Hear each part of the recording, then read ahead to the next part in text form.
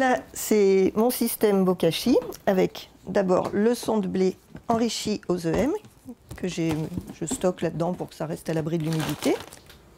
Et l'odeur, ça a une odeur un peu particulière, mais il y en a qui n'aiment pas, moi j'aime bien. C'est pas trop désagréable.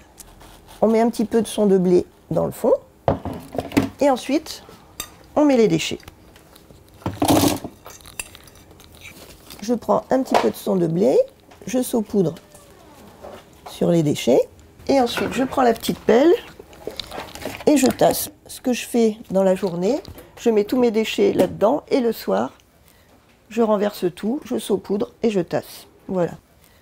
Vraiment, je trouve que ça change la vie parce que la poubelle grise, du coup, on la descend une fois par semaine.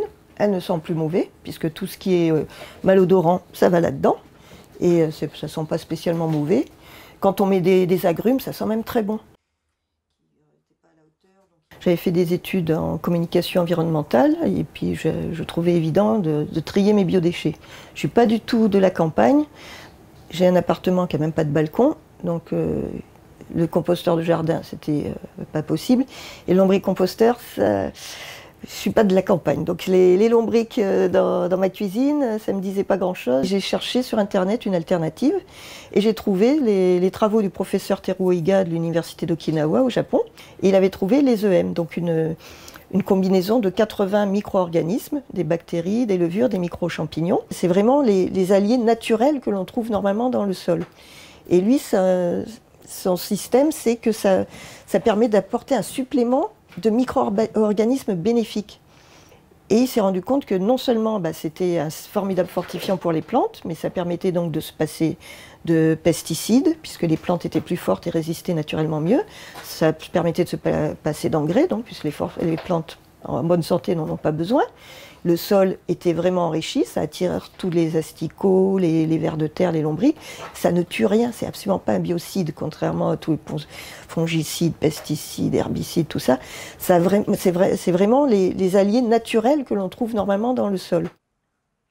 Il a inventé donc le système de compostage Bokashi. Bokashi, c'est un terme japonais qui veut dire matière organique bien fermentée. Et il n'a pas voulu poser de brevet sur son invention, parce qu'il veut vraiment que ça soit disponible au plus grand monde. C'est la vie, quoi. C'est le contraire de tous ces produits chimiques. Et je pense qu'il faut vraiment déjà relancer ce système de compostage des déchets dans le milieu urbain, parce qu'il y a plus de 60% de la population française qui est citadine. Et il faut vraiment remettre en branle le cycle naturel du végétal qui existait jusqu'avant-guerre. L'hygiénisme, ça a du bon, parce que c'est vrai qu'il y a des pathogènes. Mais vouloir éradiquer toutes les bactéries, c'est comme écraser une mouche avec un bazooka, quoi. Ça sert à rien. Il y a la loi qui est passée en 2015, qui va obliger toutes les municipalités à proposer une solution pratique de tri des biodéchets à l'horizon 2025. Donc toutes les municipalités sont actuellement en recherche d'une solution pour le tri des biodéchets, surtout en ville. Donc elles proposent des composteurs de jardin qu'on peut mettre en pied d'immeuble. Et le bailleur, moi, quand je lui ai envoyé le dossier, j'avais convaincu la moitié de mes voisins de faire comme moi, un conteneur, un petit seau Bokashi dans la cuisine, qu'on vide dans le conteneur qui est dans le local poubelle. Donc j'ai rempli l'appel à projet de la municipalité, j'ai demandé l'accord du bailleur.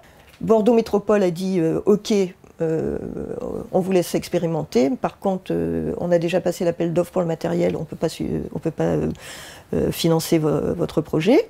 Mais là, le bailleur a dit OK, on finance votre projet. Madame Delez, bonjour. Bonjour Monsieur Barraud. Bonjour Madame Delez. Versez leur portée. Donc, vous voyez. D'accord. D'accord. Ça se remplit doucement. Ça se remplit.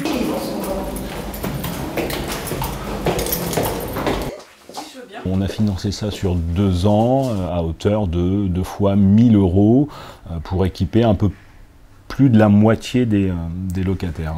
J'ai la chance d'avoir un jardin, donc j'ai un compost traditionnel en fait. C'est plus une question pour moi, c'est un automatisme et ça serait bien que ça le devienne aussi pour la personne qui habite en ville et qui n'a pas forcément la possibilité d'avoir un jardin, ou qui ne veut pas un jardin aussi. Pour faire passer ce type de projet qui est, et je l'espère, duplicable, il faut une appropriation du lieu de vie par les gens qui y vivent. Quelqu'un qui s'approprie la résidence, c'est quelqu'un qui est concerné par le lieu sur lequel il vit, n'a pas envie de le voir dégradé. Et je pense que le bokashi peut être un liant entre les locataires. D'accord. Voilà, ça permet aussi de se connaître. Après, moi, ce que je me posais comme question, c'est est-ce qu'il ne faudrait pas mettre une charte en place pour l'immeuble pour que tout le monde, justement, soit bien conscient de ce qui a été mis en place, notamment quand il y a des nouveaux arrivants, ce qui sera assez intéressant de leur présenter, parce que c'est vrai que quand on fait rentrer quelqu'un, est-ce qu'on en parle à l'entrée du nouveau locataire? Ouais, ça pourrait être un axe d'amélioration, voilà. Effectivement. On est en train de s'interroger, de savoir comment amener sur d'autres résidences un projet similaire à celui qui a été proposé par Madame Delez.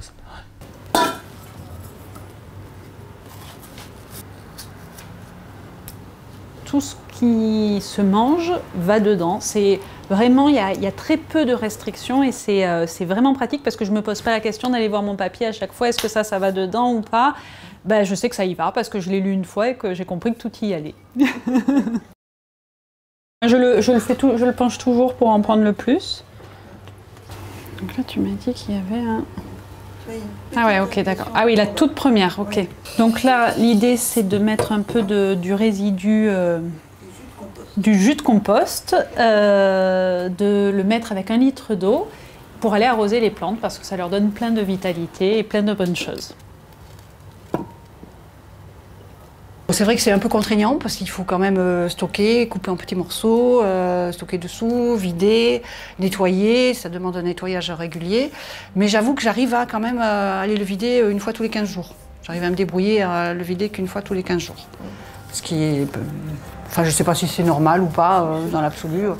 Parce qu'ici, on est 2 adultes, on va dire. Il y a ma fille et moi, j'ai des petits.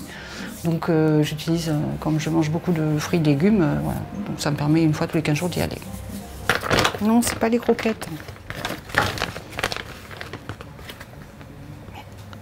Donc je prends des produits en vrac, j'essaye d'éliminer le plastique, je prends pas d'eau en bouteille, tu vois, il y a plein de choses que je fais en plus de ça. Mais ça, c'est quand même déjà bien. Déjà parce que la poubelle, elle sent plus. Enfin, c'est le bokashi qui sent, mais bon, la poubelle, elle sent plus. Puis c'est plus pratique. Mais après, oui, au niveau de l'environnement, pour moi, ouais, c'est intéressant. J'avais déjà demandé à l'époque à mon mari, c'était dommage que l'immeuble fasse pas ça en fait, parce qu'on avait vu ça déjà dans les journaux, tout ça, des immeubles qui le faisaient déjà. Et nous, on était désolés de ne pas l'avoir, et on était contentes, grâce à cette dame, de mettre ça en place et pouvoir justement utiliser ce compost.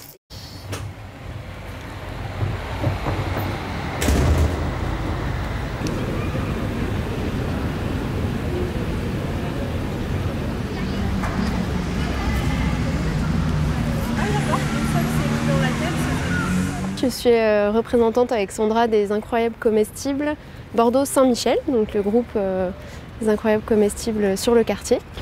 En fait, la vocation de l'association, c'est de planter des choses comestibles dans l'espace public, qui soient accessibles à tous, donc en accès libre, gratuit.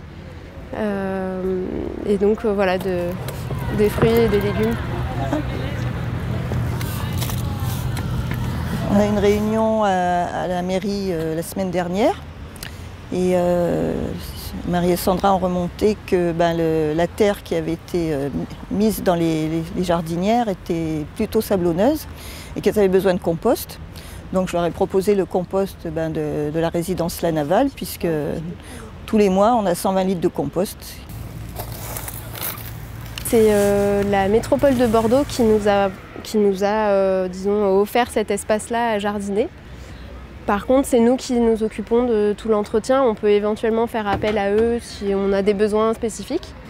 Là, ils n'avaient plus de compost, donc c'était à nous de faire appel à nos contacts et puis de faire participer les habitants du quartier aussi pour qu'ils se sentent impliqués. Donc on fait des appels un peu pour des dons d'outils, de graines, de compost et voilà, après on fait avec ce qu'on nous donne.